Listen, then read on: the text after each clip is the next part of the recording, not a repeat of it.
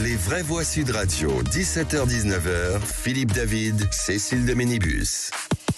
C'est les vraies voix, on est ravis de vous accueillir encore aujourd'hui, tous les jours de 17h à 19h avec Philippe David. Ça va mon Philippe? Oh, ça va très bien ma chère. S'il est en pleine... Tant mieux. Aujourd'hui, est-ce qu'on va essayer d'appeler Philippe Bilger? Est-ce que ça va fonctionner? Parce qu'on a perdu Philippe Bilger, on sait à peu près où il est. Il est un peu...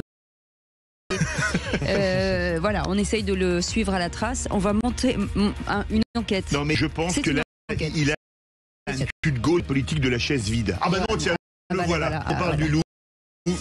La peine de l'appeler si. Alors, on va faire commencer le grand débat du jour à 17h30. Le Premier ministre Michel Barnier a fait donc face à divisé lors de cette première apparition à l'Assemblée nationale depuis sa nomination. Il a prononcé donc le traditionnel discours de politique crucial, est attendu de l'ensemble du spectre politique, l'occasion de présenter les grandes lignes de l'action gouvernementale autant suivre les mois à venir. Alors parlons vrai, Michel Barnier a-t-il marqué des discours de politique généralement n'était pas un discours de vérité puisqu'il n'a promis aucun miracle. Et à cette question, avec ce discours de politique, Barnier peut-il rassembler? Vous à 60%, vous voulez réagir? Aude, qui est très rassembleuse, pour 826 300 300. Et pour ce grand débat du jour, Luc Gras, politologue, sera avec nous. Le coup de projecteur des vraies voix, la justice n'a jamais été aussi... Et pourtant, elle est perçue comme laxiste.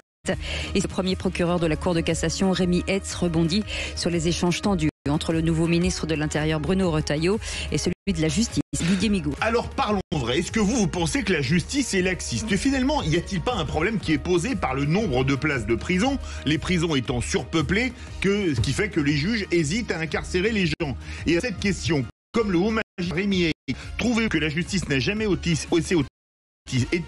aussi sévère, vous dites non à 93%. Vous voulez réagir? Le 0826 300 300. Et Francis Nagbar sera avec nous, procureur général honoraire et auteur du livre Ma rencontre avec le mal chez Mareuil Éditions. Vous souhaitez bienvenue, c'est les vraies voix Sud Radio. Et pendant ce temps-là, Philippe Bilger qui vient d'arriver se déshabille. Pas entièrement Philippe Bilger. Arrêtez-vous là, s'il vous plaît.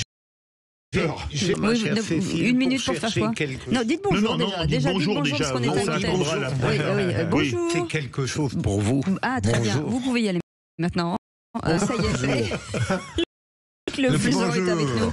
Bonjour Loïc. Philippe, on a eu peur de te perdre. Hein. Et j'en profite pour parler de ce bouquin, 1997, année zéro du déclin de la France, chez Elitel Éditions. Voilà, ça paraît en octobre. Quand? Parce que je ne sais jamais quand l'éditeur fait paraître le bouquin. D'accord, en octobre. Voilà, on va écrit. Non mais en octobre 2024, on est d'accord? Absolument. Écrit, la préface et puis donner les choses. Non, il n'y a pas de lien. C'est pas, c'est 97, c'est une année intéressante, voilà. Très bien. Année, il y a eu deux choses, hein. Il y a eu le fait de faire une dissolution, n'était pas un grand succès, et puis le fait de voir arriver une gauche plurielle. Donc 2024, c'est une année où il y a une dissolution qui est arrivée, et puis derrière, il y a une majorité dite plurielle. Enfin, tout ça rappelle des bons souvenirs, quoi. On en parlera, bien entendu, avec Mickaël, avec nos chroniqueurs politiques et cons. Bonjour Mickaël. Bonjour. Qui avait 2 ans en 1997. Oh, ça va, arrêtez de nous balancer au visage. Jeunesse. Oui. Moi, le déclin avait commencé avant. Je vais renommer cette émission Bon Accueil, bonjour. Voilà, Frédéric qui est avec nous de Toulouse. Bonsoir Frédéric. Bonsoir Frédéric. Bonsoir à tous, bonsoir aux auditeurs. On est ravis de vous accueillir. Toulouse. Merci. Oui, Toulouse. Je suis un peu plus loin, mais Toulouse, parce que mon village est totalement inconnu. Ah non, dites toujours David. Oui, je connais très bien la boulangère. Allez-y. L'Île-en-Dodon. Mais bien sûr, l'Île-en-Dodon, on allons vers le commun. Bien sûr, on était à côté à Saint-Gonin. Mais non, il y a une très bonne équipe de rugby. Oui, exactement, Fédéral 3, c'est très bien. Absolument. Je vous ai dit, il a ou un cousin ou une boulangerie. Oui. Attendez.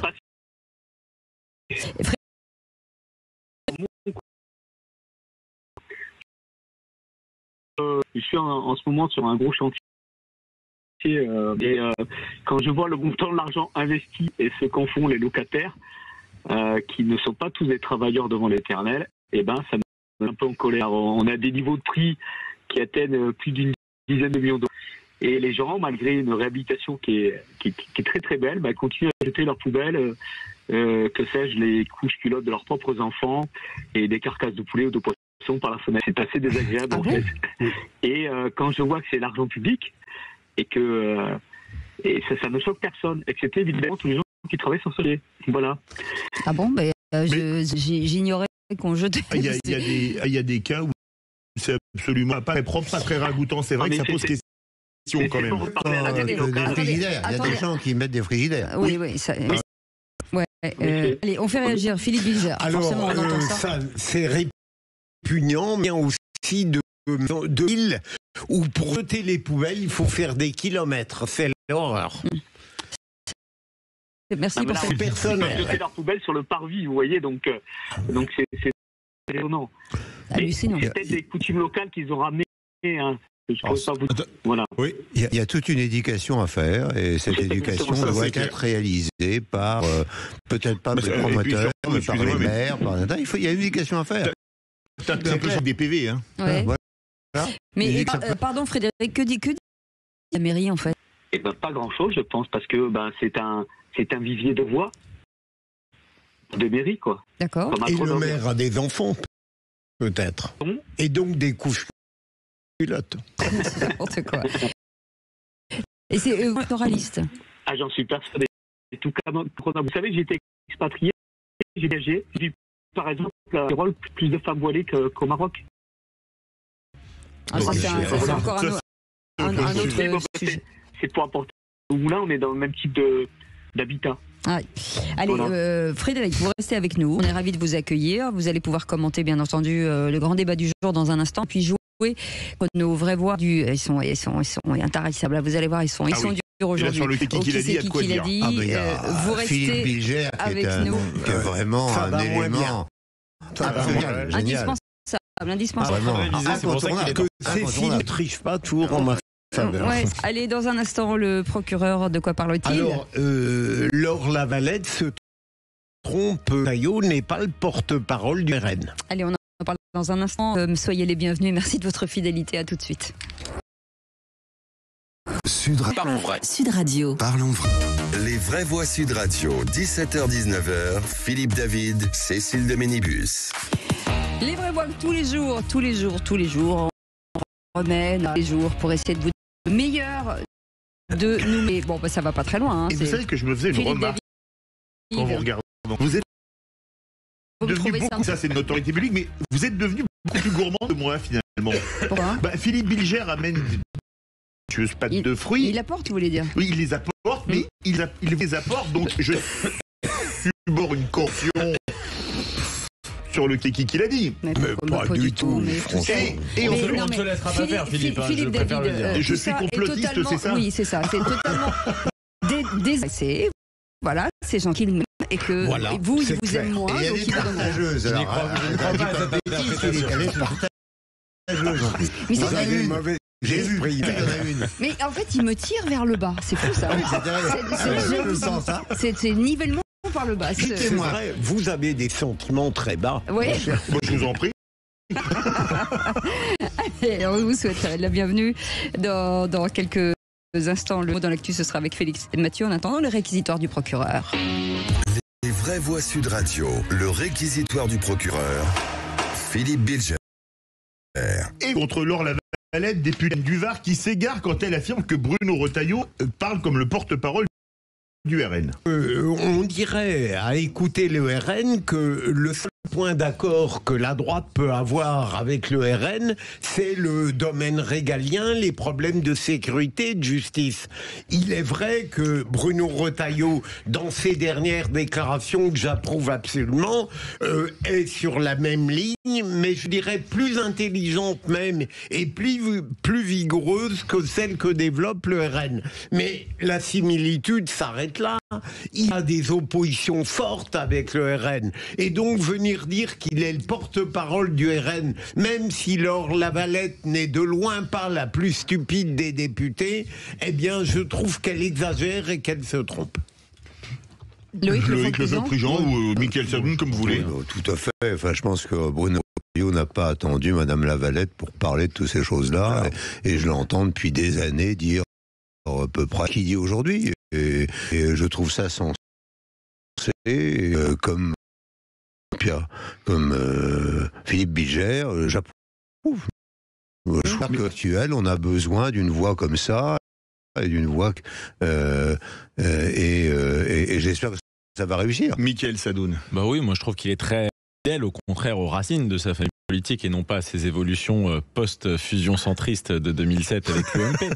Donc on connaît sa filière politique, qui est celle d'un Philippe de Villiers ou d'un François Fillon par la suite. Ça me semble parfaitement cohérent et j'aimerais justement rendre hommage à ces républicains qui n'ont pas démérité la lutte pour les idées régaliennes, entre guillemets, dans un contexte de centrisation du paysage politique. Je pense évidemment à Bruno Retailleau, mais Éric Ciotti en a fait partie. Un Julien Aubert dans le combat pour la partie chez les Républicains. Voilà, moi c'est plutôt une tradition politique que j'aime. Allez, tout de suite les 3 mots dans l'actu, c'est avec Félix Mathieu.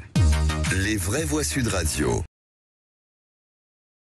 3 discours politiques généraux. Bah ouais, nous sommes sur une ligne de crête, a lancé Michel Barnier devant une assemblée troublée par l'opposition de la France insoumise. Peu de bruit quand même pendant qu'il exprimait la dette écologique, budgétaire aussi. Le Premier ministre annonce dans un discours qui se veut rassembleur dans la mesure du possible, malgré le contexte bien difficile d'un hémicycle divisé, on l'a entendu.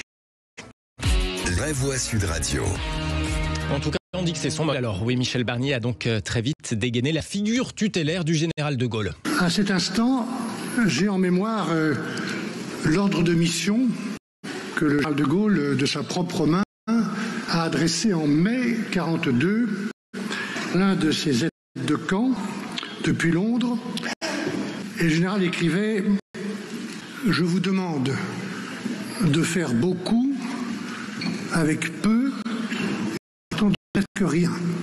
Voilà, réduire les déficits en dépend moins, que notamment il a annoncé une taxation exceptionnelle sur les qui font des profits alors sur l'âge les plus fortunés.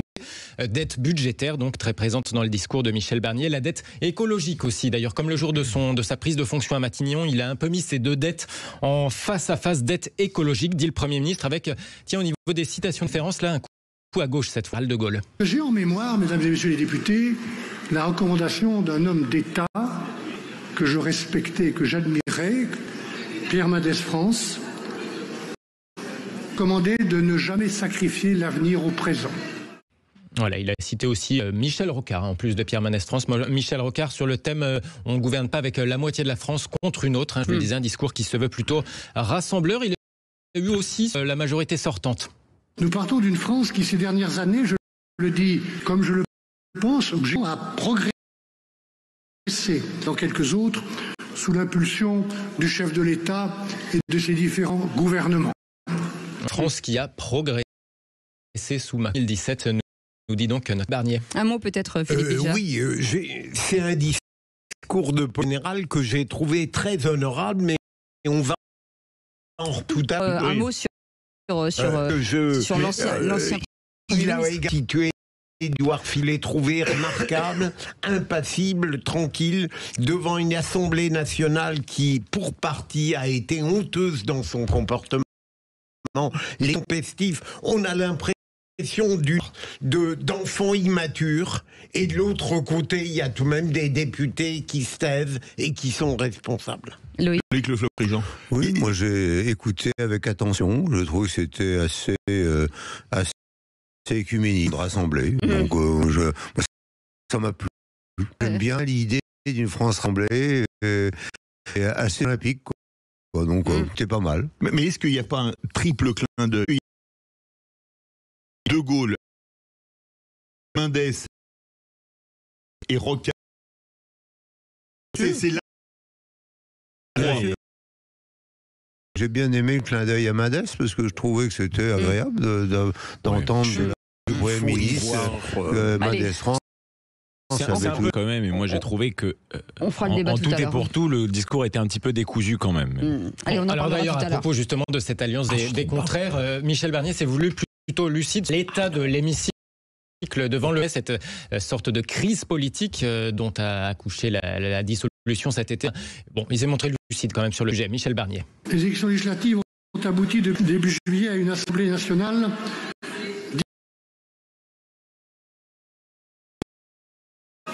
parti politique ni à la majorité absolue à lui tout seul, ni avec ses alliés. Aucun politique n'a la majorité à lui tout seul. Et puis un des rares moments d'humour, discours, c'est quand il a évoqué ces fameux lignes rouges, notamment pour rassurer les oppositions. C'était le moment où il évoque une situation complexe dans la jeunesse de ce gouvernement qui présentait donc aujourd'hui sa déclaration de politique générale. J'ai entendu que certains ont des lignes rouges. Rouges d'ailleurs. Mais il se trouve que, acceptant la proposition du président de la République d'être le Premier ministre de notre pays, j'ai depuis ce moment-là mes propres lignes rouges. Il n'y aura aucune à l'égard du racisme et l'antisémitisme.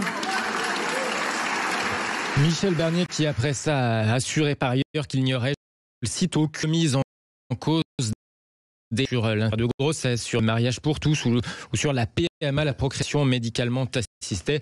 Voilà, parmi beaucoup développé par ailleurs, il a aussi consacré un long développement aux agriculteurs, les agriculteurs pour lesquels il promet la transparence, notamment sur la marge de la grande distribution. Merci beaucoup Félix Mathieu. On y reviendra justement en direction. Donc dans quelques instants, cette Assemblée nationale où le Premier ministre a fait face à un hémicycle, et vous l'avez dit Philippe, en ébullition pour son premier discours de politique générale. Un moment tendu, il a dévoilé ses priorités pour les mois à venir. Le ministre arrivera-t-il à fédérer? Grande question. Alors parlons vrai. Michel Barnier a-t-il marqué des points avec ce discours général? Est-ce que son discours finalement n'était pas un discours de vérité en ne promettant pas de miracle? Oui, l'hôtel Matignon est à Paris et pas à Lourdes. Et à cette question, avec ce discours de politique générale, Barnier peut-il rassembler? Eh bien vous dites non à 73%. Vous voulez rassembler les vraies voix pour débattre avec vous? Appelez-nous au 0826 300 300. Et on attendra Luc Gras, bien sûr, dans un instant avec nous. Il est politologue. On vous souhaite la bienvenue, 0826 300 300. N'hésitez pas, on vous attend jusqu'à 19h. Sud Radio. Parlons vrai. Parlons vrai. Sud Radio. Parlons vrai. Sud Radio. Parlons vrai. Les vraies voix Sud Radio. 17h-19h. Philippe David, Cécile de Ménibus. Les vraies voix tous les jours de 19h à 17h. À quelle heure 17h à 19h. Vous êtes sûr? 17h28 et 10 secondes.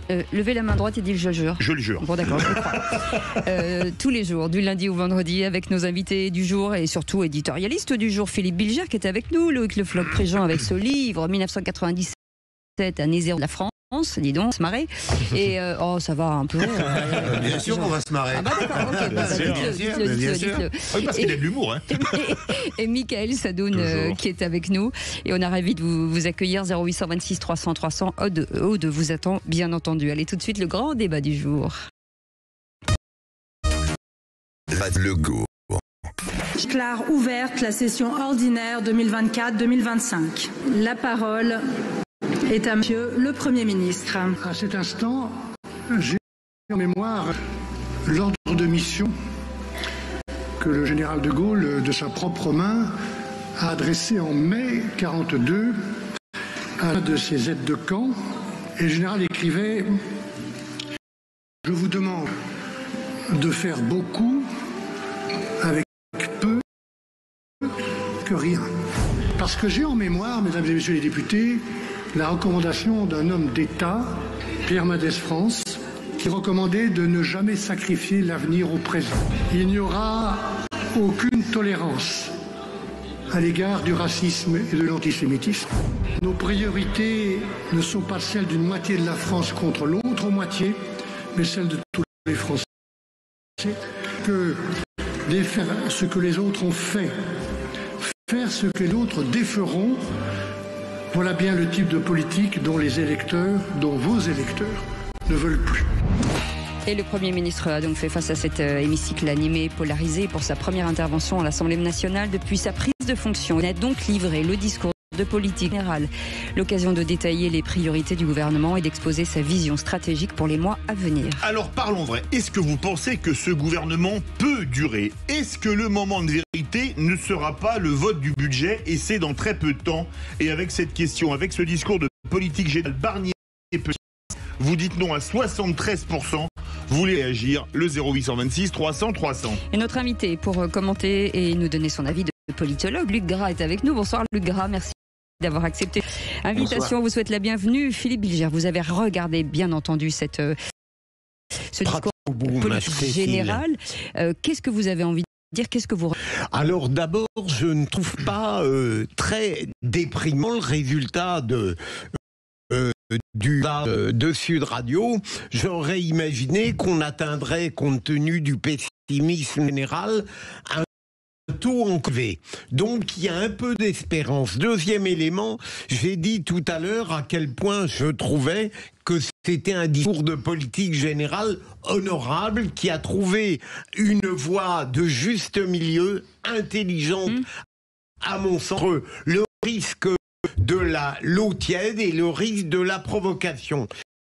Et troisièmement, c'est un discours qui, me semble-t-il, a proposé un certain nombre de solutions pragmatiques et concrètes à des défis qui vont peser sur le gouvernement. Alors, je ne veux pas monopoliser une parole, même si je suis tenté par ça assez souvent. Mais je veux dire, tout ça n'aura de sens si c'est mis en œuvre.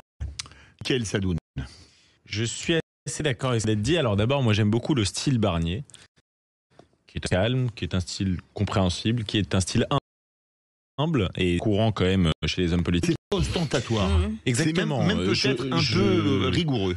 Oui, et puis ça manquerait peut-être un petit peu d'ambition. On aurait envie de lui demander d'aller plus loin, parce que ne pas promettre des miracles, c'est une chose, mais n'être là que pour garantir une forme de stabilité institutionnelle, c'en est une autre. Donc j'espère que, personnellement, que ces ministres seront un peu plus frondeurs. Je vois par exemple le volontarisme d'un Bruno Retailleau sur les sujets d'immigration ou de sécurité qui me plaît plutôt bien. J'espère que cet équilibre marchera. Marchera. Des solutions qui réflexion par l'excuse de comme c'était un les remplacements dans l'éducation, pareil, des concrètes qui viennent aux oreilles de n'importe qui, de gauche comme de droite. Quand il parle d'immigration, le constat qui est clair, mais je remarque quand même un logique très pro-européen de la part de Michel Barnier qui personnellement moi me titille un petit peu. Je constate que les pays qui, notamment très problème d'immigration en ce moment de manière efficace, le font un petit peu sans l'Union européenne. Donc j'aimerais que Michel Barnier revienne sous un spectre un peu plus gaullien. Voilà. Oui. Loïc Le Floch-Prigent. Oui, je pense que c'était assez vrai, c'était sérieux. Il a ouvert des portes. Moi, j'ai été sensible, en particulier lorsqu'il a dit les retraités peuvent revenir faire un peu la classe, les retraités peuvent venir refaire de la médecine, les enseignants. Je trouve que c'était très pragmatique et qu'il s'était mis au niveau de la population. Des idées de bon sens, selon vous? Des idées de bon sens, selon Oui, des idées de bon sens. Et moi, avec le mouvement éthique et Santon, puis pour du bon sens, j'ai trouvé qu'il y avait plein de bon sens dans disait, et j'aurais aimé que ce soit un peu plus audible et qu'il y ait un peu moins de l'Assemblée nationale assez enfantine, de gens qui avaient envie de hurler, je ne sais pas trop quoi. Donc, j'ai été séduit par le langage. Alors maintenant, il faut que je sois séduit par l'action. Ouais. C'est-à-dire que il est clair que j'ai souvent dit dès la législation précédente qu'il y avait beaucoup de paroles et pas d'actes. Décidément là. Et j'ai eu l'occasion de le dire souvent. Là maintenant, j'attends les actes. Vous pensez qu'il va pouvoir agir ou pas? Venez nous au 0826 300 300. Allez, un décryptage de Luc Gras, politologue. Quand on compare peut-être au discours de politique générale de ses prédécesseurs, est-ce que celui-ci était statutaire? c'est du tout la même personnalité. Hein. Cécile, là, on a vraiment quelqu'un qui, sur la lien, plus posé, humble. Sur le fond, comme l'ont fait remarquer les vraies voix, il a été plutôt prudent, mais respectueux. Ça, c'est très important. On voit bien que, comme le disait Loïc Le Floch-Prigent, il y a un manque de tenue depuis des années à l'Assemblée nationale, encore qui s'est avéré aujourd'hui.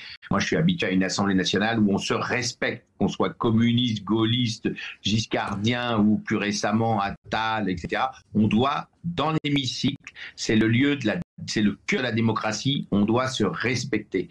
Là, il a réussi à quand même délivrer son message. Si on voulait prendre une métaphore, quand on passe son permis de conduire il y a deux temps, il y a le passage du code. Il l'a réussi. Il a réussi son code et maintenant il va falloir qu'on voit dans la pratique s'il sait conduire le véhicule France. Après, je finis sur l'observation de Philippe Bilger au départ. C'est vrai qu'on est habitué à avoir plutôt 90%, 10%, voire plus. Il fait 73% pour un Premier ministre issu du LR qui faisait 6-7%. Il a 7% de personnes là qui pensent qu'il peut rassembler, forcément un mauvais résultat pour lui. Ouais, allez, on est l'une des propositions. Ce partage de l'effort nous prend à demander une participation au redressement collectif aux grandes et aux très grandes entreprises qui réalisent des profits importants. Nous le ferons sans remettre en cause notre compétitivité. Cette urgence nous conduira également à demander une contribution exceptionnelle aux Français les plus fortunés, afin d'éviter des stratégies de défiscalisation des plus gros contribuables. Alors, qu'est-ce que ça veut dire? Parce que c'est très flou, une taxation des grandes entreprises, ça va être une taxe sur les super profits, mais qu'est-ce qu'un super profit? C'est ce que dit Bruno Le Maire, et les Français les plus fortunés, on va rétablir l'ISF, il n'y a pas de lisibilité.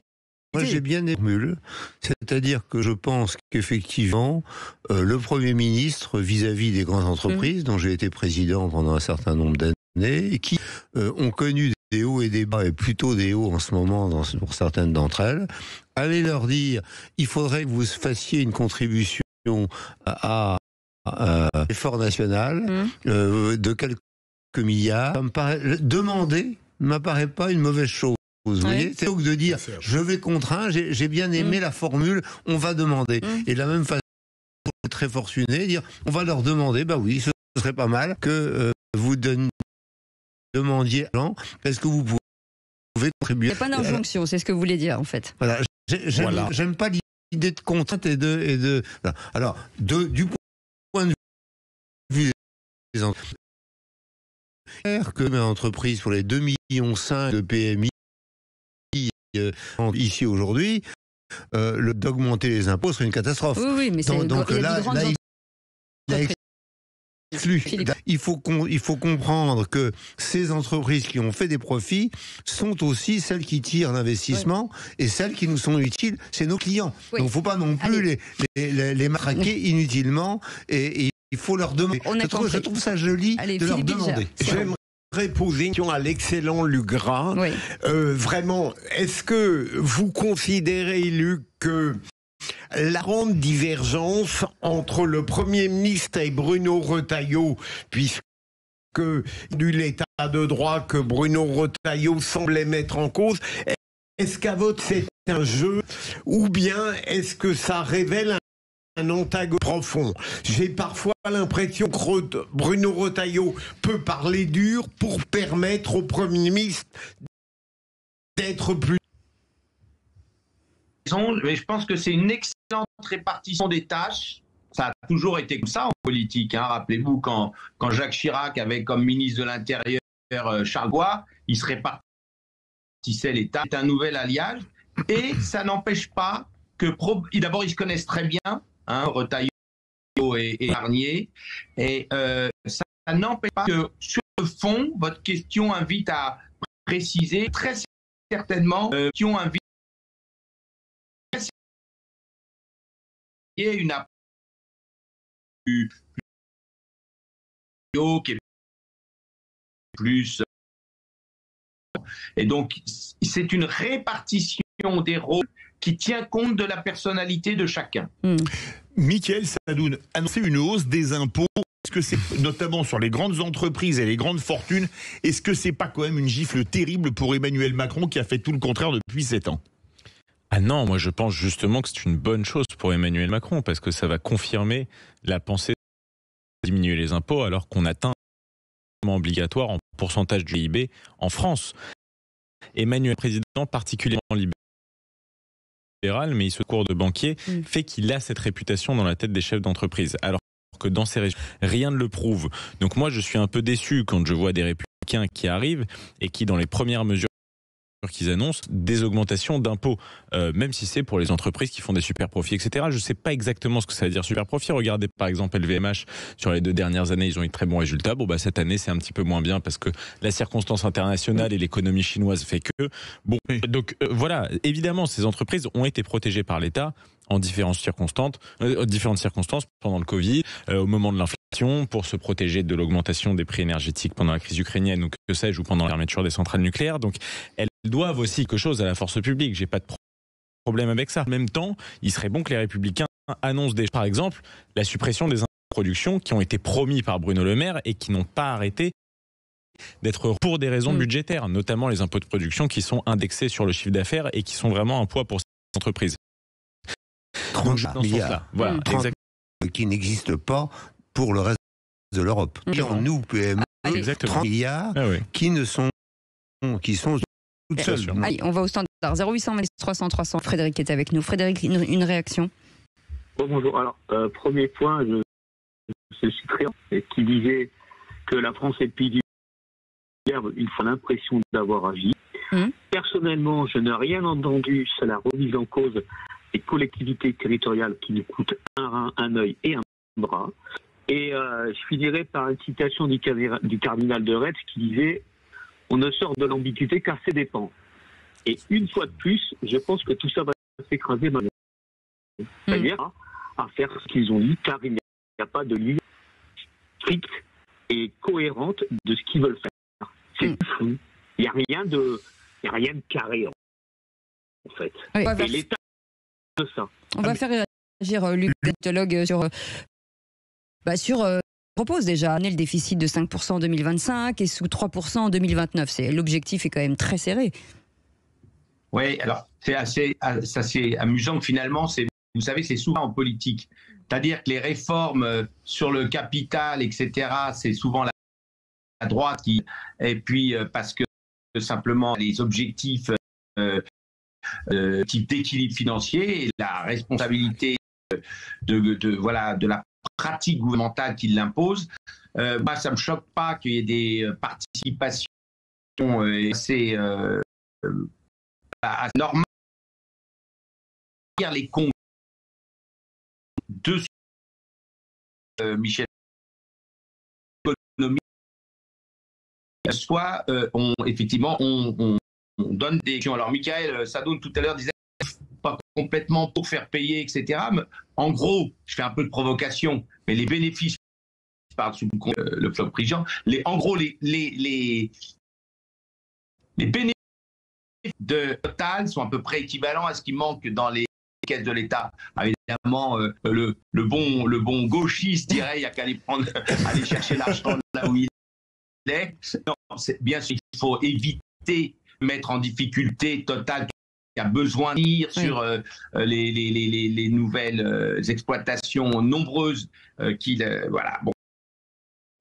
Mais c'est vrai que ponctuellement, ça pose des questions quand même. À ceux qui ont plus de participer ponctuellement à investir, c'est peut-être une vision assez raisonnable des choses. Mais sur le reste, pardon, je finis sur 5 points. Oui. Le reste, c'est qu'on a vu un Premier ministre qui a certes des qualités, qui a une dimension d'homme d'État incontestable, mais il a une absence totale de majorité. Et donc le gros problème, c'est que tout ce qui est ordonnance par décret, il faudra aller chercher des majorités, et les autres, ceux qui causent l'Assemblée nationale, que ce soit Madame Le Pen, que ce soit Gabriel Attal et encore plus Mélenchon, n'ont absolument pas intérêt à de toute manière qu'il aille dans leur propre proposition. S'il commence avec Retailleau et qui est véritablement au problème d'immigration, comment elle va arriver au pouvoir, Madame Le Pen? s'il commence à véritablement mieux redistribuer, comment la gauche raisonnable va dire qu'elle est là pour défendre la question sociale, et si finalement il compte par M. Attal jusqu'à présent, comment M. Attal pourra-t-il avoir un avenir politique auquel il tient tant? Vous voyez, donc il y a quand même une Il était clair, Lugras, que lorsque le Premier ministre évoquait l'immigration, que le groupe de Marine Le Pen n'était pas très heureux. Mais est-ce que, puisque Retailleau disait il faut renverser la table, est-ce qu'au fond, on n'a pas tort peut-être d'éprouver une petite déception, puisque comme vous l'avez dit, il ne pouvait pas renverser la table, le Premier ministre, dans la situation qui est la sienne?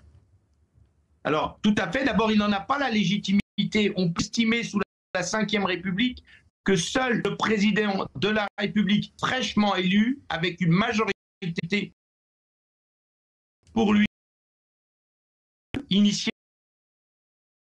On est dans... Donc, et c'est probablement aussi sa personnalité, il peut caler sur des choses concrètes pour essayer de plus illustrer ce qui devrait prévaloir plutôt que de faire des réformes de fond. La politique ne permet certainement pas de faire des réformes de fond. Merci beaucoup, Luc Gras, d'avoir été avec nous. Vous restez avec nous. Vous avez Frédéric? Oui.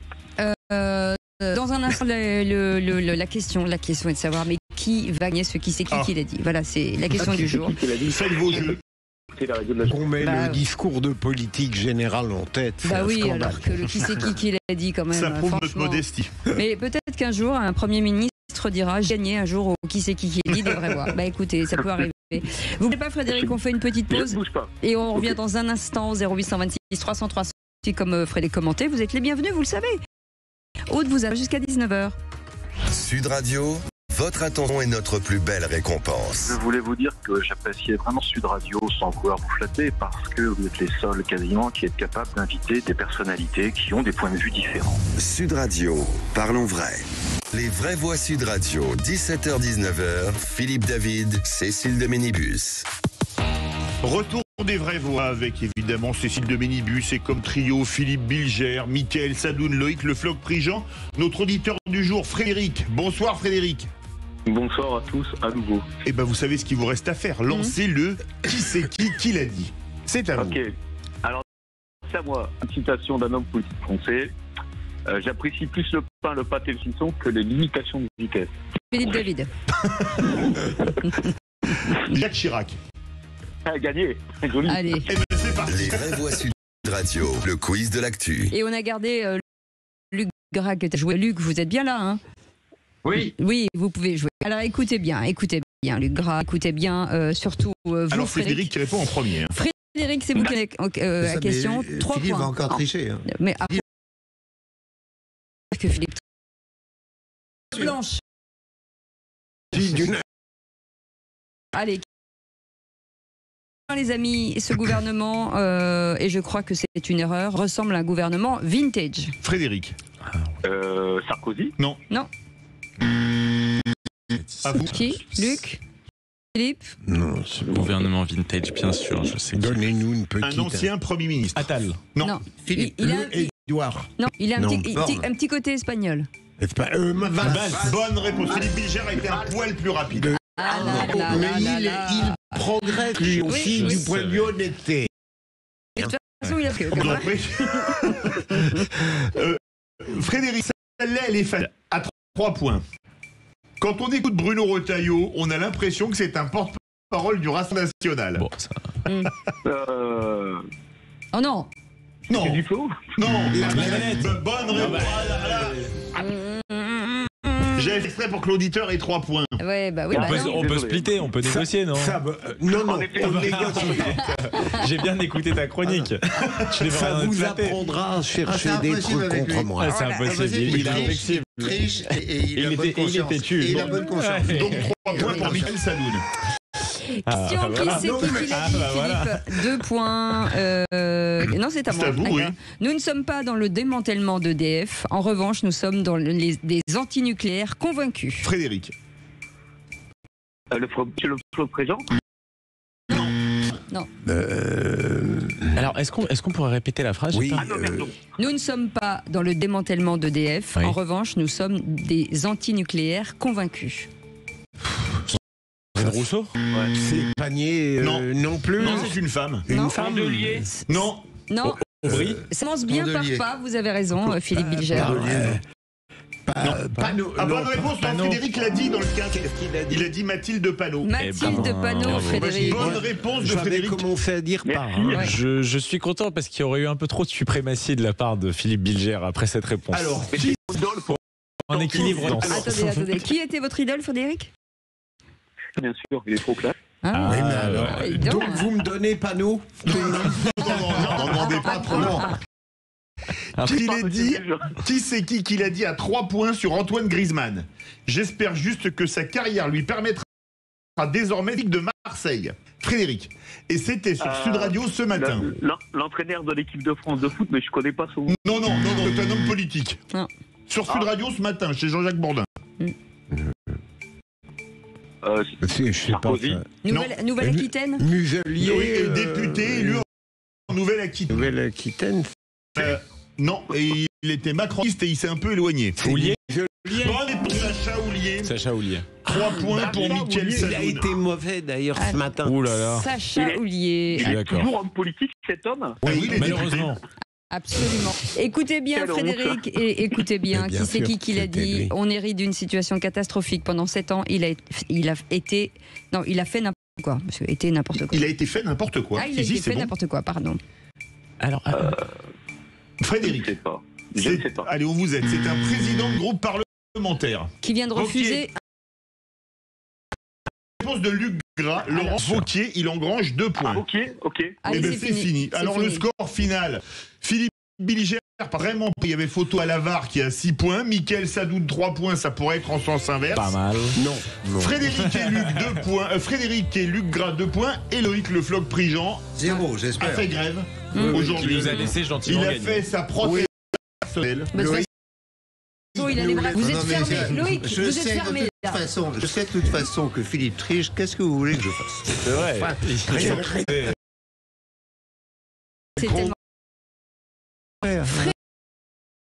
Merci d'avoir été brillamment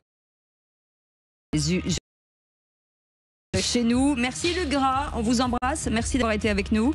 Et les amis, on vous retrouve. Ce sera le journal, la météo, et puis ce sera le coup de gueule de Philippe David. Et on parle de quoi? Vous avez déjà vu une cour de récréation où les élèves se comportent mal? Oui, j'en ai déjà vu. Eh ben, moi, je comptais une nouvelle. Allez, à tout de suite. Sud Radio. Parlons vrai. Sud Radio. Les vraies voix Sud Radio, 17h-19h, Philippe David, Cécile de Ménibus.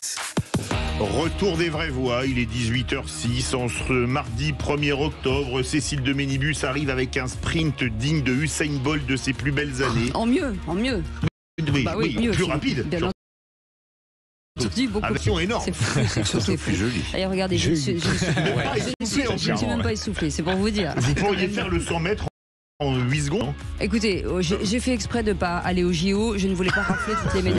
Ça m'aurait gêné dans toutes les disciplines, donc j'ai laissé les autres faire, voilà, c'est comme ça, c'est bien. C'est bien de Oui, se monter la tête comme ça. Philippe Bilger ne dit pas que c'est pas crédible. Hein. Non, moi j'ai eu peur que vous fassiez un lapsus sur cagouille. En plus.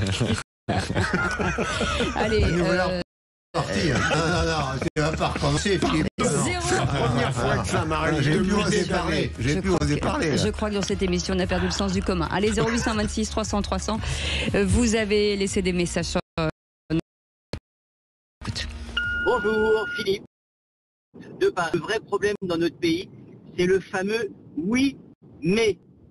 C'est une horreur ce qui s'est passé avec cette étudiante philippine. Mais désolé, moi je n'en peux plus de ces gens-là qui trouvent toujours des excuses. Alors on ne dit pas que tous les étrangers violent, on dit simplement que 67% des viols qui ont eu lieu à Paris sont le fait d'étrangers. Et après on va dire oui, mais ça, ces gens-là marchent sur la tête en fait. Voilà, vous faites, et heureusement que vous êtes là. Merci pour ce message. Si. Il a totalement raison.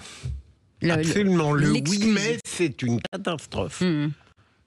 Les vraies voix Sud Radio, 17h-19h, Philippe David, Cécile de Ménibus. Autour de cette joyeuseté, autour de cette table, Philippe Bilger est avec nous, Loïc Le Floch-Jean et Mickaël Sadoun, bien entendu, avec Philippe David. On est ensemble jusqu'à 19h et après on se sépare jusqu'au lendemain. Et ça, c'est une bonne nouvelle. Pour qui? C'est le plus beau jour de ma vie. Et ça va, mon Philippe? Bon, ça va très bien, et vous? C'est pour vous le moment de râler. Les vraies voix Sud Radio. Comme d'habitude, je vais remettre le clocher au milieu du village, même si aujourd'hui ce serait plutôt le perchoir au milieu de l'hémicycle. Pourquoi? Parce que le comportement d'une partie des députés lors du discours de politique générale de Michel Barnier m'a pilé au plus haut point. En effet, alors que les élus du peuple, du fait de détenir leur mandat grâce au peuple, devraient être exemplaires, on a eu droit à un brouhaha permanent, rendant parfois difficilement intelligibles les mots du Premier ministre. Comment, après, aller expliquer à des enfants de bien se conduire en classe, quand ils verront ce soir au journal de 20h, certaines personnes bien plus grassement payées qu'un enseignant confondre l'hémicycle du Palais Bourbon et un amphithéâtre de fac lors d'une assemblée générale? Comment parler de respect de la valeur travail, quand des millions de Français travaillent consciencieusement, avec courtoisie et politesse, même avec des personnes pour le moins peu aimables avec elles, quand d'autres font preuve d'une absence totale de bien-sens? Certains parlent de courtoisie républicaine, une expression qui manifestement ne veut strictement rien dire quand on voit ce qu'on a vu cet après-midi dans l'hémicycle. On en arrive à regretter les élus de la Troisième République qui s'invectivaient de la pire des manières, mais à l'imparfait du subjonctif, parfaitement lié et avec des mots souvent d'une rare intelligence. Plus près de nous, on regrette ces élus communistes qui occupaient les mêmes rangs que ceux de LR aujourd'hui, mais qui étaient toujours ou presque habités par cette courtoisie républicaine qui, à l'époque, voulait dire quelque chose. Au début du discours, certains ont leur carte d'électeur en voulant dire on ne sait quoi. Permettez-moi de leur brandir un carton rouge et de laisser le mot de la fin à Hélène Keller, femme de lettres américaine, qui disait « Le meilleur aboutissement de l'éducation est la tolérance. » Manifestement, l'absence d'éducation de certains explique leur intolérance. Dans la vie courante et médiatique, déjà, je déteste ceux qui ne savent pas écouter les autres. Alors imaginons à l'Assemblée, c'est passé... c'est pour ça. Non, mais je qui ne se taire en attendant qu'on leur donne la parole. C'est ce que je fais remarquablement grâce à Cécile. Et deuxième élément, Philippe, vous avez totalement raison de dénoncer cela, mais le risque, c'est devenu tellement banal, cette attitude à la nationale, que j'ai connu pire que le brouhaha d'aujourd'hui. Bien pire. Loïc Le Floch-Jean. C'est inacceptable et il faudrait y mettre un terme, malheureusement, comme le bureau de l'Assemblée nationale est composé des mêmes, donc je vois pas comment on peut faire. Mais enfin, il faudrait. Mais je vais pas demander à légiférer la question, mais c'est horrible.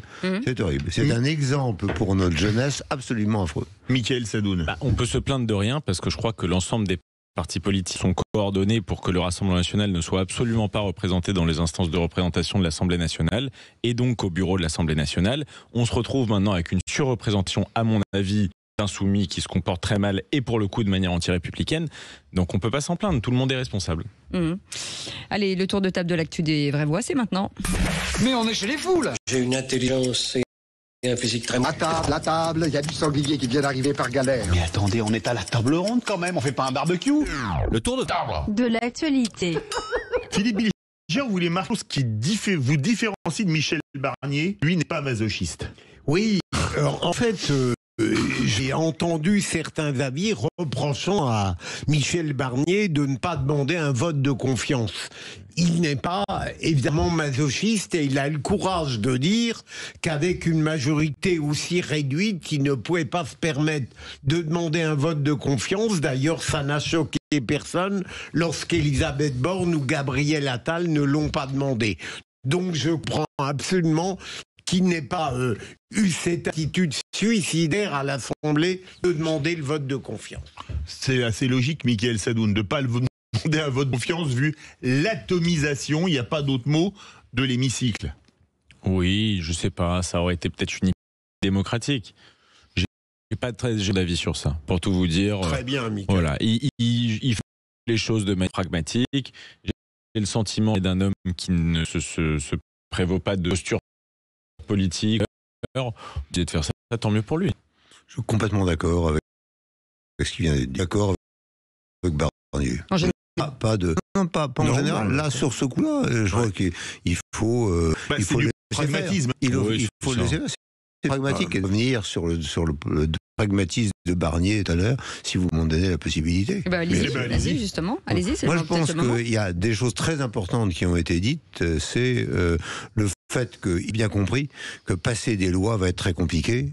Dans cet hémicycle, et il a raison, parce que à quoi ça sert les lois? Parce que les dernières lois qu'on a eues sur l'industrie ont été catastrophiques, et venir sur les lois sans arrêt pour essayer de s'en sortir.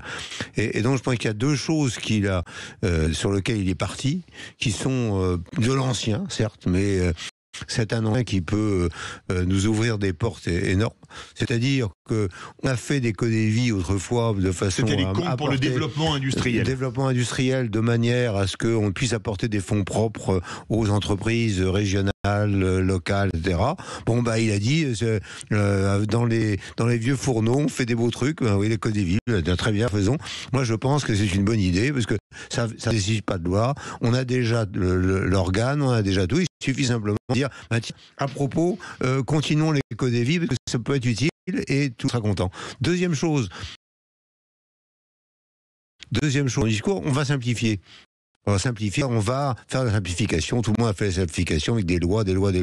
Il n'y a pas à faire simplement à dire au préfet, dans la loi, il existe la subsidiarité, il existe les dérogations, il existe l'expérimentation. Utilisons. Et son propos très très pragmatique, très direct, et je voudrais qu'il fasse le plus tôt possible une circulaire au préfet pour nous industriels qui sommes empêchés aujourd'hui par des gens qui vont du sommet à on ne sait trop où et qui nous disent faites-la ci, faites-la ça, c'est impossible, c'est illégal, etc. J'aimerais qu'il y ait un préfet qui ait la liberté de dire maintenant dans cette région-là, dans cette réalité-là, certes il y a des crapauds, mais on va les mettre un peu plus loin et puis on va pouvoir s'installer tranquillement là où il faut. Donc je pense que c'est extrêmement important dans ce qu'il a dit, qui n'a pas été repris, mais qui est du bon sens, et nous manquons de bon sens, et il faut du bon sens. À l'heure actuelle, les préfets ne peuvent pas le faire encore. Si, mais certains l'osent, et d'autres pas de peur de faire mal voir. Et il y a des préfets qui le font, alors c'est clair. Mais si jamais le président de la République dit quelque chose, le préfet se met au garde à vous. Donc, si jamais il y a un industriel qui dit j'aime bien une dérogation, il y a des préfets qui disent non, je vais pas dérogation, ça va être affreux, je vais être embêté. Et donc je crois qu'il faut donner la liberté au préfet de déroger. Vous avez le droit de déroger. Voilà. Mickaël Sadoun. C'est d'accord. Je vais plutôt m'intéresser au plan administratif. Moi, je suis pas très favorable à la décentration, mais en l'occurrence le élément de déconcentration qui est un élément vraiment fondamental de l'administration napoléonienne. Et Napoléon disait que la décision administrative devait tomber sur le peuple avec la rapidité de la foi. Et justement, ce prêt servait à appliquer les décisions qui cherchaient à implémenter dans chaque territoire. Donc moi, j'y suis très favorable. Je trouve que c'est une figure de l'exécutif que je respecte. Et en effet, permettre de passer par-dessus certaines fantaisies européennes et internationales, ça me va très très bien. Mais financièrement, qu'est-ce que ça peut rapporter aux industries? C'est énorme, c'est énorme. À l'heure actuelle, le nombre de gens qui sont d'investir, qui sont empêchés de travailler, qui sont empêchés, etc. Ma foi, c'est quelquefois 2 ans, 3 ans. Si jamais on permet d'investir, moi je sais que mettre un hangar supplémentaire, quand je suis de l'autre côté, ça prend 2 semaines, et chez moi ça prend 2 ans. Donc là, c'est énorme. C'est-à-dire les gains et en train de se passer aujourd'hui, c'est que si on est pragmatique, on peut résoudre le problème de l'équation absolument impossible qui est de dire il faut pas augmenter les impôts, il faut augmenter... Oui, certes, mais si jamais vous redonnez la liberté aux entreprises de se développer, elles vont finir par payer des impôts qui apparaîtront en recettes dans votre budget. Aujourd'hui, nous sommes embêtés, empêchés par des gens qui n'ont pas envie qu'on fasse peur. Ils ont peur de quoi? La Lune. Et cette Lune, c'est des lois qui ont été contradictoires, qui ont existé et dont tel ou tel fonctionnaire peut se servir à certains moments. Il n'y a pas que les fonctionnaires. Regardez, vous avez le groupe Leduf, qui est un gros groupe agroalimentaire, renoncer à ouvrir une usine parce que ça fait 5 ans qu'il était en procédure avec 7 qu'il était en procédure avec des associations écologistes, que comme il y avait eu encore un nouveau recours, il perdait encore 3 ou 4 ans, il a dit maintenant, l'usine qui crée 500 emplois directs en France, c'est fini, je la fais au Portugal, en Allemagne et aux États-Unis. Au Portugal, il a eu un jour, on lui a dit, on vous donne les clés, allez-y, installez-vous. C'est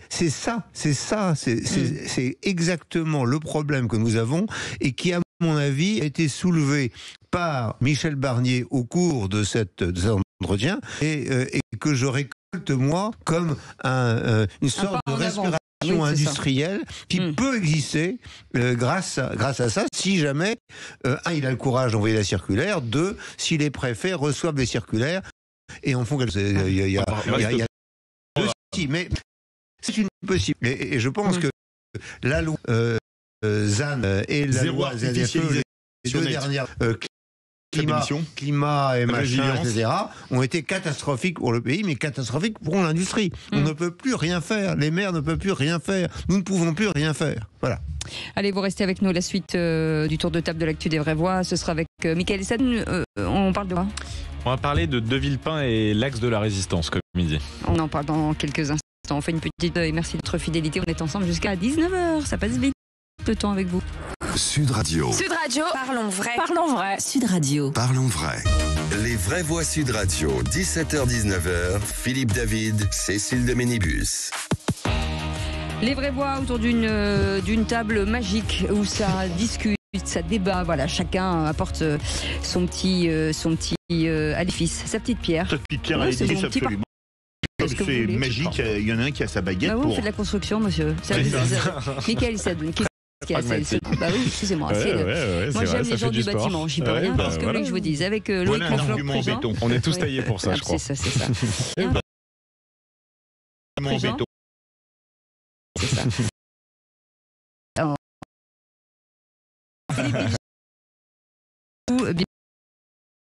Table de l'actu de voix, Michael Sadoun, 2 sujets en un en fait. Deux sujets. Je vais commencer par un sujet, puis on verra si on a le temps de parler du reste. Mais je voulais simplement revenir sur la déclaration de Dominique de Villepin qui parlait d'axe de la résistance. C'est pas lui qui a inventé le terme, mais pour parler du Hamas, des chiites en Irak ou en Syrie, et derrière évidemment de l'Iran. L'axe de la résistance désigne évidemment cette coalition politique et militaire entre toutes ces forces-là au Moyen-Orient. Je lui fais le reproche de reprendre ce vocable à son compte dans une déclaration dans laquelle il dénonce, je cite, l'ultra-fondamentalisme religieux des personnes qui sont derrière Benyamin Netanyahou. C'est pas moi qui vais lui reprocher, je ne suis absolument pas fan ni de Ben Gvir, de Smotrich. Mais dans le même temps, il parle de l'ayatollah Khamenei comme d'un grand leader charismatique iranien. Donc, pour moi, il y a un petit problème de vocable. Je me demande simplement où se dirige Villepin. Je respecte beaucoup sa carrière, son intervention à l'ONU, évidemment, pour ne pas aller en Irak, et pourquoi pas les positions classiques du Quai d'Orsay sur la solution à 2 États, à laquelle je n'ai pas défavorable. Mais je me demande, suite à cette déclaration, si il ne se dirige pas vers une mauvaise pente pour des raisons d'intérêt ou pour des raisons idéologiques. Philippe Bilger. Mais quelle serait sa pente, cher Michael ? La pente serait une forte fascination vis-à-vis religieuse de certains mouvements terroristes, en cela qu'il s'oppose à Israël. Ça me dérange. Parce que par anti-ricanisme, il ne faudrait pas non plus tomber dans une complaisance vis-à-vis qui est une force qui nous fait mal. Il faudrait pas non plus tomber dans une complaisance vis-à-vis du Hezbollah. On l'a beaucoup évoqué de toute façon récemment dans les médias, ces articles du Monde qui sont tombés et qui faisaient preuve d'une certaine complaisance vis-à-vis de tout ça. Donc je pense qu'il y a une ligne de crête à tenir, un équilibre entre une position française, je dirais classique, d'équilibre force qui n'est pas un atlantiste, je ne suis pas un atlantiste échevelé, mais se calmer aussi, parce que quand il l'a fallu, les grands leaders, De Gaulle comme Mitterrand, ont su aussi être du côté de l'Ouest. Donc voilà, je trouve que Nicosie, de ce point de vue-là, hier chez Pascal, était très bon et a su tenir cette ligne de crête entre Israël a le droit de se défendre, mais doit quand même revenir à la table des négociations, parce que la guerre qu'elle est en train de mener n'est pas la solution à tout. Loïc Leflore, j'ai été atterré par l'évolution de Dominique de Villepin ces dernières années, et là, il a passé un cap fou. C'est-à-dire que à parler d'actes de résistance pour ces criminels puisque il faut bien voir que le Hezbollah a mis sous sa coupe tout le Liban. Il faut quand même connaître le Liban comme j'y ai vécu, et je vous assure que vu le Hezbollah grandir et prendre le pouvoir jusqu'à marginaliser l'armée du Liban et aider l'intégralité ou la quasi-intégralité des armées. J'ai eu c'est mon grand âge avant Khomeini. Donc l'Iran aujourd'hui, c'est même affreux. Bon, j'ai connu le Yémen avant les Houthis, etc. Donc je pense que à un moment, il faut raison et simplement observer la réalité qu'il avait. Il avait où il était au Quai d'Orsay. Et puis il a perdu cette lucidité, et effectivement je suis comme notre ami, c'est-à-dire que est-ce que c'est de la cupidité ou est-ce que c'est de l'aveuglement devenu frère musulman, ou est-ce que il est devenu cupide au point de considérer que le Qatar a tout l'argent qu'il faut lui prendre. Enfin, c'est absolument incroyable. Philippe, un mot? Non. Oui. J'avais noté, enfin Françoise de Gouin nous avait indiqué, elle a peut-être pas tort, qu'il y avait une veine subtilement antisémite au Quai d'Orsay et qui serait la... Oui, on a vu d'ailleurs du Quai d'Orsay arracher des affiches des otages dans la rue, ce qui est un signe d'engagement un peu trop prononcé sur ce sujet. Quoi. Merci beaucoup, Mickaël Sadouna. Tout de suite, l'info plus est avec Félix Massieu. Les vraies voix Sud Radio. Et le discours de politique générale de Michel Barnier a été quelque peu agité, notamment sur les bancs de la gauche. Oui, avec les députés LFI, vous en parliez, qui ont brandi leur carte et invectivé le Premier ministre tout au long de son discours. Michel Barnier a peu réagi, en vrai, ce brouhaha, excepté sans doute à ce moment, quand il a sa méthode de gouvernement. Je l'ai dit dès le premier jour, nous écouterons et nous respecterons chacune et chacun d'entre vous, même si l'aspect n'est pas toujours réciproque. Le Premier ministre qui, en disant ça, c'est ostensiblement la gauche vers la France. Mais au-delà de ça, y aurait-il des tensions moins bruyantes au sein du bloc central? En tout cas, à la fin, pendant les applaudissements, le socialiste Jérôme Guedj il n'y a que la droite qui se lève. Et donc, écrit Jérôme Guedj, à la fin du discours, Premier ministre, les députés applaudir, pas croniste, ni le modem, ça promet, ajoute le député PS de l'Essonne. Autre moment très commenté, beaucoup d'yeux se sont tournés vers le ministre de l'Intérieur, Bruno Retailleau, après cette polémique sur ses propos concernant l'état de droit, ni intangible, ni sacré. Beaucoup ont vu une forme de recadrage public dans cette partie du discours de Michel Barnier.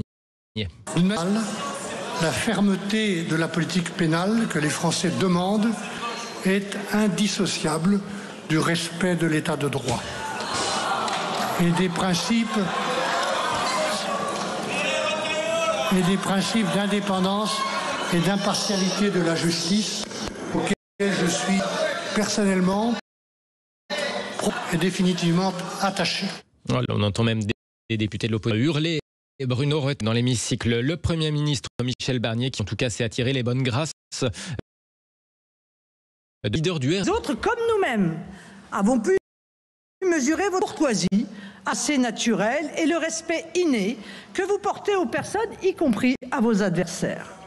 C'est là une qualité qui vous honore et qui est d'autant plus appréciable qu'elle tente à se raréfier. Voilà, vous l'aurez deviné, une motion de censure n'est l'ordre du jour sur les du RN. Philippe Bilger, peut-être une réflexion. Elle a totalement raison. Il est invraisemblable que dans une démocratie mûre comme la nôtre, on ne puisse pas s'affronter dans la courtoisie. Si seulement on pouvait généraliser les vraies voix dans le domaine politique. Ouais. Vous êtes d'accord, Loïc? Ce qui n'empêche pas de l'humour. Alors, voilà, de Clémenceau. Était très difficile. Mais c'était respectueux. C'était un humour respectueux. Et ça, je dois avouer que c'était pas des vociférations. Vous voulez un humour très drôle de Clémenceau dans l'hémicycle? Le député Félix Faure a eu une idée. Il répond: accoupler Félix Faure et idée, voix qui ne manque pas d'ambition. Merci beaucoup Félix Mathieu. Allez, vous restez avec nous dans quelques instants. Le coup de projecteur des vraies voix. On va revenir justement sur un petit focus, sur un paradoxe. La justice n'a jamais été aussi sévère, pourtant elle est perçue comme laxiste. Les prisons sont pleines et les peines sont lourdes et pourtant les violences augmentent. Mais comment expliquer cette contradiction? Alors parlons vrai, Pensez-vous que la justice est laxiste? Y a-t-il un problème posé par le manque de place qui fait qu'on ne peut plus incarcéré? Et comme le haut magistrat Rémi Hayes, trouvez-vous que la justice n'a jamais été aussi sévère? Vous dites non à 94%, vous voulez réagir, le 0826 300 300. Et Francis Necbarret, procureur général et auteur du livre Ma rencontre avec le mal chez Mareuil Édition. Bonsoir, merci. Notre invitation. Monsieur, justice, elle est plus ou plus sévère? Oui, bonsoir. J'ai beaucoup d'estime et d'amitié d'ailleurs pour Rémi Hayes, que je connais par ailleurs. C'est un magistrat éminent, évidemment, mais je ne partage pas son opinion. Moi, je crois que malheureusement, et depuis des années, la justice ce qui entraîne d'ailleurs une crise un peu de légitimité de la justice, parce qu'elle n'est plus en prise directe depuis un certain nombre d'années, donc avec la réalité. On va en quelques instants. Merci en tout cas d'être avec nous. On est ensemble jusqu'à 19h. Sud Radio, votre attention est notre plus belle récompense. J'adore vous entendre, j'adore les multiplexes, j'adore, voilà quoi, franchement, chapeau. Sud Radio, la radio du rugby. Les vraies voix Sud Radio, 17h-19h, Philippe David, Cécile de Ménibus. Retour des vraies voix avec une Cécile de Ménibus en pleine forme et un trio en pleine forme également. Philippe Bilger, toujours en train de déguster quelques pâtes de fruits. Mais quel gourmand! Mais il est d'une gourmandise. Il les a donné des cadeaux que je fais aux autres. Alors mais il arrive à garder une ligne quand même irréprochable. Il les a le beau gosse des vraies voix. Comme j'aimerais l'être. Je constate qu'il y a longtemps que m'a vu l'ophtalmo. Mais regardez dans une classe, c'est nickel. Ah ouais. On verra qu'un jaloux, c'est pas possible. Vous êtes d'une jalousie. C'est lucide, Cécile, tout de même. Lucide sur toi. Sous cette blondeur, il y a un cerveau, monsieur. Pas forcément sur le reste, mais sur toi, vraiment, parfois. Philippe et moi, du coup, nous avons développé du charme. Excusez-moi. Ah, ça fait du bien. Allez, tout de suite, le coup de projecteur des vraies voix. Les vraies voix Sud Radio, le coup de projecteur des vraies voix. On a mal élaboré, depuis un certain nombre d'années, en France, une sorte de droit à l'inexécution des peines. La justice n'a jamais été aussi sévère. Le nombre de déferments, c'est-à-dire de présentations, par exemple pour des faits de violence intrafamiliale, de violence faite de déferment, il a augmenté de 200%. Que le laxisme de la justice n'existe pas. Elle n'attend de moyens, un budget de justice qui a augmenté de plus de 30%. Il existe aussi d'autres réponses que la prison. Et la justice n'a jamais été, et pourtant elle est perçue comme laxiste, estime le premier procureur de la Cour de cassation. Rémi Hayes rebondit sur ces échanges. Vous l'avez entendu, entre le nouveau ministre de l'Intérieur, Bruno Retailleau, et celui de la Justice, Didier Migaud. Problème. La non. Et à cette question, comme le haut magistrat Rémi Hayes n'a jamais été aussi sévère, vous dites non à 14%, vous voulez réagir. Aude attend vos appels au 0826 300 300. Et notre invité Francis Necbarret de ce livre Ma rencontre avec le Mareuil Édition, acceptez notre invitation. Philippe, alors vous, entre procureurs... Alors oui, mais je vais essayer de sortir du corporatisme judiciaire, mais je trouve que le procureur général Rémi Hayes n'a pas raison. On ne peut pas dire, comme il le dit d'une manière globale, que la justice n'a jamais été plus qu'aujourd'hui. Reste qu'il est extrêmement difficile de la qualifier de laxiste pour qui connaît même judiciaire, il y a des périodes, il y a des tribunaux, il y a des juridictions qui peuvent être sévères, voire peut-être excessivement répressives, et d'autres à propos qui ont suscité l'attention de l'opinion ou l'attention médiatique qui peuvent frapper par leur apparente mansuétude. Donc je crois que je dis, si j'ai bien saisi votre invité, je crois qu'en effet, il y a tout de même de la sorte de critique justifiée sur le sentiment qu'il a parfois que la justice a des décisions qu'il ne comprend pas. Loïc Lezoc-Prigent. J'ai toujours parlé de ce sujet en mal vu. J'ai participé à un certain nombre que donc pas y aller Philippe Gère. Moi, je pense qu'il n'y a pas eu suffisamment de réflexion sur les gens dangereux ou pas dangereux. C'est ça le sujet fondamental. Est-ce que les gens sont dangereux pour la société ou ne sont pas dangereux pour la société? Et lorsque dans les maisons, on mélange tout. Lorsque, au moment des jugements, on oublie ce caractère dangereux, effectivement, on commet des erreurs fondamentales.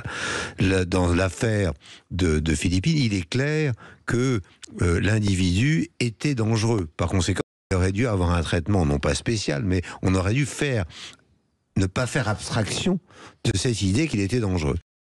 Et dans ce que j'ai vécu, le drame pour moi, c'est que lorsque avec les agents des prisons, ils vous disent tout de suite, ah, celui-là est dangereux. Celui-là est dangereux. Et ils savent qu'il est dangereux. Et lorsqu'ils sortent, ils disent, c'est quand même bizarre. Et on retrouve les qui sont dangereux dans d'autres histoires. Alors, pour vous, cet accident terrible, cet incident, cette horrible chose où le type est prison dans un fourgon lent et soudain il est, tout le monde, ouais. Deux types arrivent, tuent les prisons qui sont là.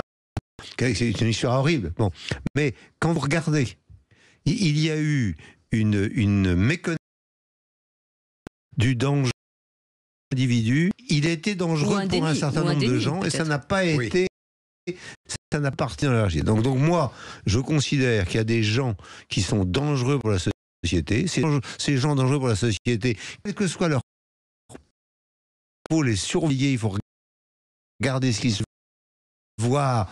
Mais c'est l'essentiel, c'est ne pas continuer à mêler les gens.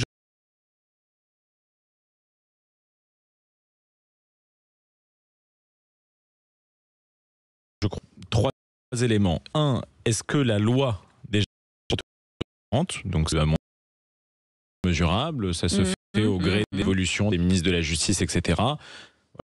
Voilà, je trouve qu'il y avait des meilleures mesures que sous Christiane Taubira. Voilà, c'est mon opinion politique. Je préférais les peines planchées, je préférais la rétention de sûreté, je préfère quand il y a des ministres de la Justice qui proposent de réexaminer l'ordonnance de 45 pour voir un petit peu ce qu'elle vaut aujourd'hui. Philippe, quand même qu'il y a une part de la magistrature qui est orientée plutôt à gauche, donc à une interprétation des lois qui va encore plus dans le sens du sisme. Je pense notamment aux interventions très régulières du syndicat de la magistrature, qui ne représente pas non plus une toute petite part parmi les magistrats. Je crois que c'est un tiers des magistrats syndiqués. Et la dernière chose, c'est le manque de moyens matériels, je dirais, pour appliquer ensuite cette justice, puisque une fois que les décisions sont prises, il faut ensuite les appliquer, ne pas les réaménager en fonction des moyens matériels qu'on a ou qu'on n'a pas. Et évidemment, là, on peut se préoccuper de la suroccupation des places de prison ou dans les centres de rétention administrative, etc. 72 000 détenus pour 60 000 places en France, ce qui fait un taux de situation de 120%. Donc évidemment, c'est sous ces 3 aspects qu'il faudrait travailler. Donc politisation des juges avec un recrutement plus diversifié, changement des lois, évidemment, moyens matériels. Voilà. Francis Nagbarka, pour mener de la justice française aujourd'hui? Il y a à la fois tout ce qui a été dit est parfaitement exact à mon sens, bien sûr. Il y a à la fois un problème d'exécution des, ou plus exactement d'inexécution des peines, parce que j'ai entendu l'expression droit à l'inexécution, je la trouve de plus en plus vraie, malheureusement. On se félicite, le garde des Sceaux actuel s'est félicité d'un taux d'exécution record, 92%. 92%, ça ne veut pas dire, si on se tient à ce seul chiffre. Déjà, on peut se demander pourquoi 8% des peines, c'est-à-dire plusieurs milliers. D'autre part, les seules peines qui sont véritablement exécutées, je parle des peines d'emprisonnement ferme, ce sont les peines qui sont prononcées en comparution immédiate et dans les cours d'assises. Et le procureur général Rémy Hetz dit que jamais on a déféré autant dans les parquets. Pourquoi on défère autant dans les parquets, notamment en comparution immédiate? C'est pour être sûr de l'exécution de la peine d'emprisonnement avec un mandat de dépôt à l'audience. Parce que le reste c'est quoi? C'est toutes les autres peines qui reprennent un nombre considérable, elles sont exécutées dans mois, ça c'est encore à peu près acceptable, jusqu'à 5 ans. Vous imaginez une peine exécutée dans un délai de 5 ans. Ça n'a plus aucune signification. Aucune. Ça devient complètement délirant. Alors, c'est vrai qu'il y a un problème de moyens, c'est vrai qu'il y a un problème, même si on a augmenté le budget de la justice, on n'a pas encore, et de très loin, rattrapé le retard, notamment par rapport aux autres États européens. C'est vrai qu'il y a un problème de culture, d'idéologie parfois, pour un nombre minoritaire, certes, mais très agissant de mes anciens collègues, et puis un peu cette espèce de culture de l'excuse, où on focalise l'attention sur le délinquant, beaucoup plus d'ailleurs les victimes, et ça, il faudrait quand même peut-être rétablir un certain équilibre, même si des progrès ont été faits, il y a encore des marges de progression très importantes. Il y a aussi, alors on se félicite jamais on a sanctionné autant, mais de quel ton? Est-ce qu'on parle des amendes? Seuls 38% sont recouvrés. Est-ce qu'on parle des travaux d'intérêt général, très à la mode?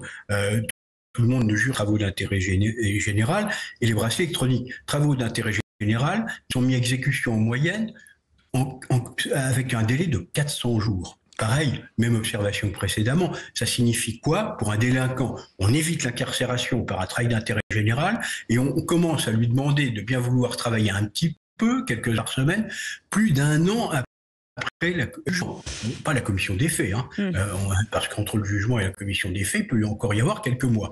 Donc ça n'a plus aucune signification. Je parle même pas des réductions de peine. Enfin, moi, c'est un combat. Enfin, c'est quelque chose que je trouvais régulièrement en cour d'assises et je m'attirais certaines critiques. Mais condamné à 20 ans de réclusion, je veux dire, en cour d'assises, c'est entre 12 et 12. Tenez bien, quoi. Un détenu, il fait 62% de sa peine d'emprisonnement. Là aussi, c'est très excessif, avec souvent un juge de l'application des peines qui détricote la sanction.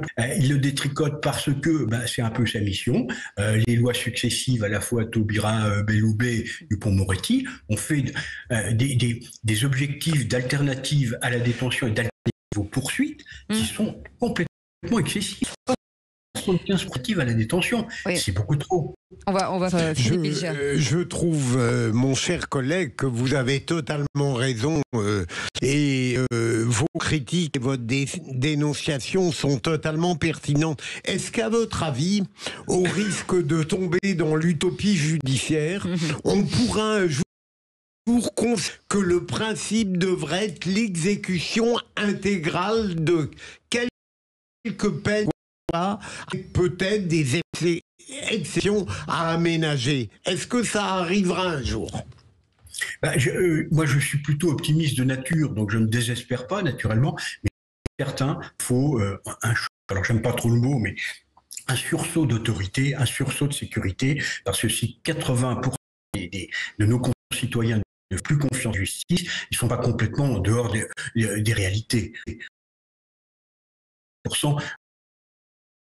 Il faut quand même, je reprends de Béatrice.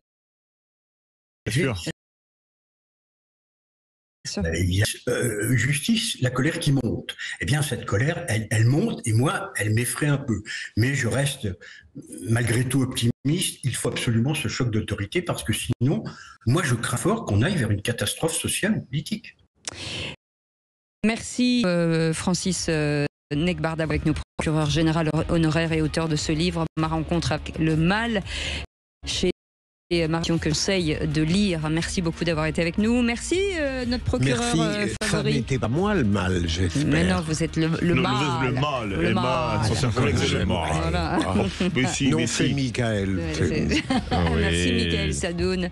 Merci beaucoup Loïc Le Floch-Prigent. Et je vous rappelle ce livre dont on parlera la prochaine fois. Encore 1997, année zéro du déclin de la France. J'espère. Bien sûr, mais absolument. Voilà. On va en parler de toute façon. Mais il faut le lire un peu.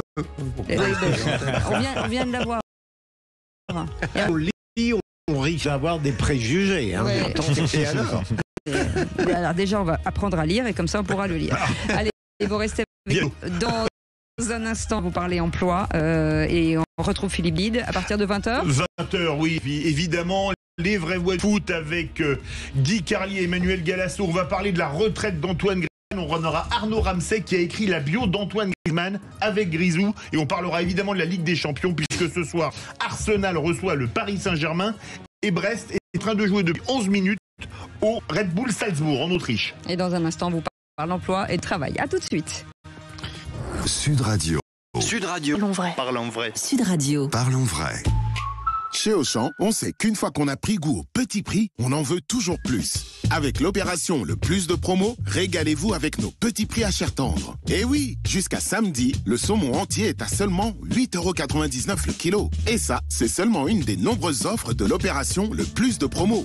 Auchan, avec plaisir. 8,99€ le kilo de saumon atlantique entier vidé, élevé en Écosse ou en Norvège, pièce de 1 à 4 kilos. Liste des magasins Auchan équipés d'un rayon marée traditionnel sur Auchan.fr. Sud Radio Rodez. 104.4. Sud Radio.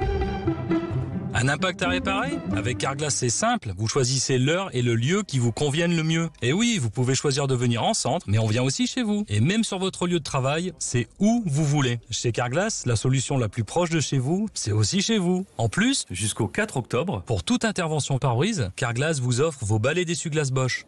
Alors, prenez vite rendez-vous sur carglass.fr ou appelez-nous gratuitement au 30 44. Carglass répare, Carglass remplace. Conditions sur carglass.fr. À tout instant, écoutez Sud Radio, en voiture, au travail, depuis votre smartphone. Installez l'application Sud Radio depuis le Google Play ou l'App Store. Avoir un travail, c'est bien, mais pouvoir choisir son travail, c'est mieux. Chez Actual, c'est parce que nous pensons qu'on a le droit de choisir son travail que nous vous accompagnons pour vous proposer des postes qui vous correspondent. Pour passer le pas, il y a forcément une agence Actual près de chez vous. Actual, construisons ensemble votre travail. BMW. Il faut vraiment une bonne raison pour changer de ligne de conduite. Le coup de cœur sur un nouveau design, la magie d'un écran panoramique incurvé, le frisson du plaisir de conduire.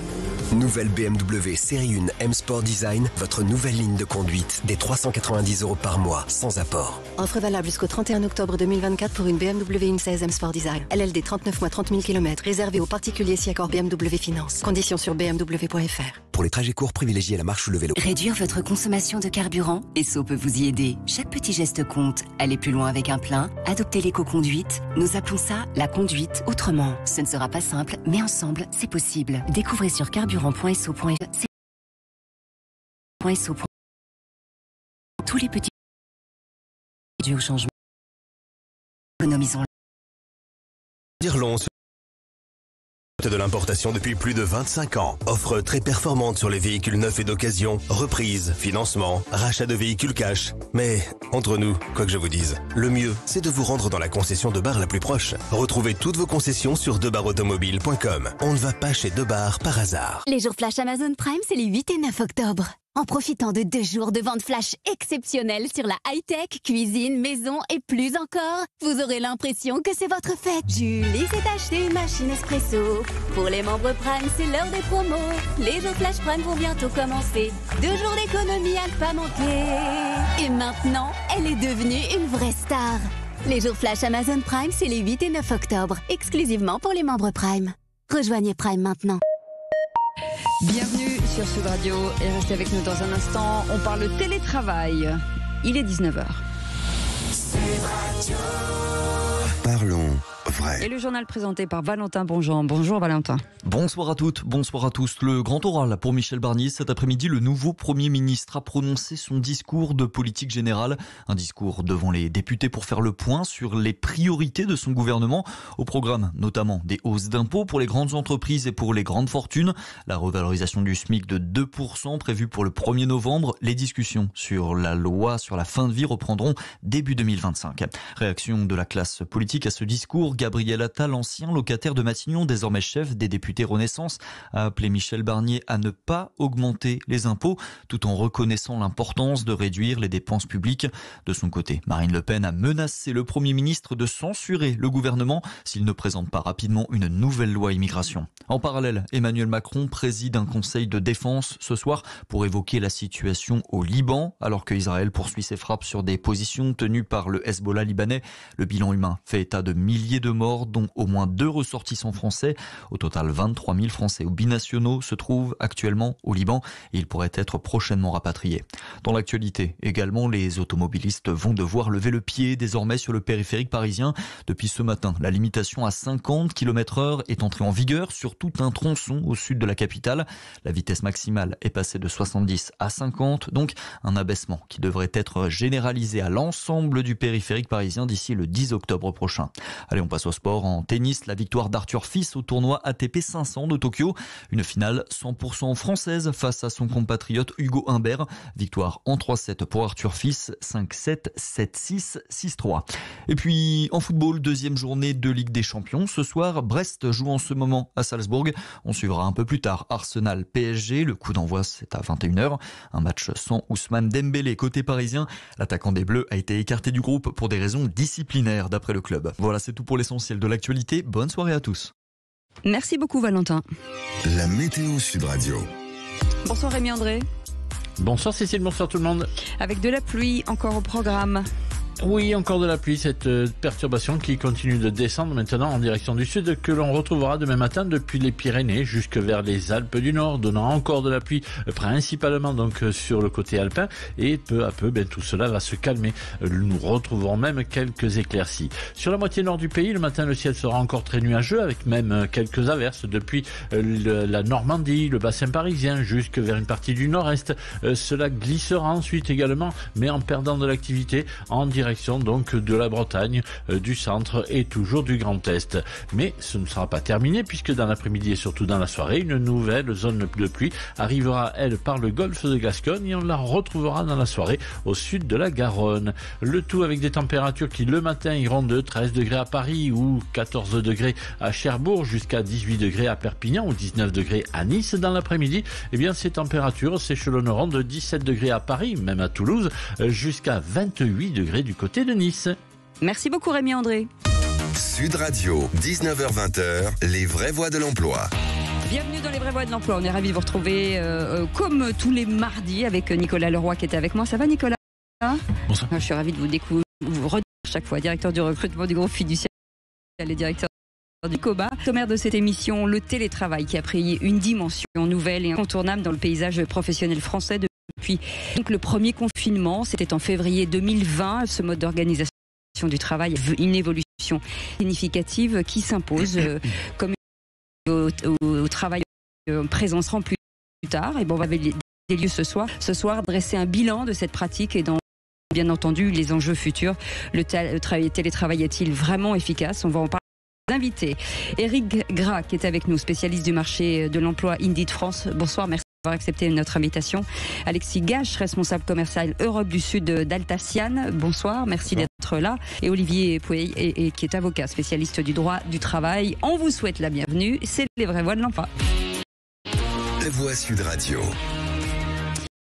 Avec peut-être Nicolas Leroy, un état des lieux. Finalement, avec Pouet qui est avec nous. Pouet, on dit bien Pouet, hein? Oui, très bien. Voilà, c'est ça. Avocat spécialiste du droit du travail pour que tout le monde soit à peu près au même niveau. Aujourd'hui,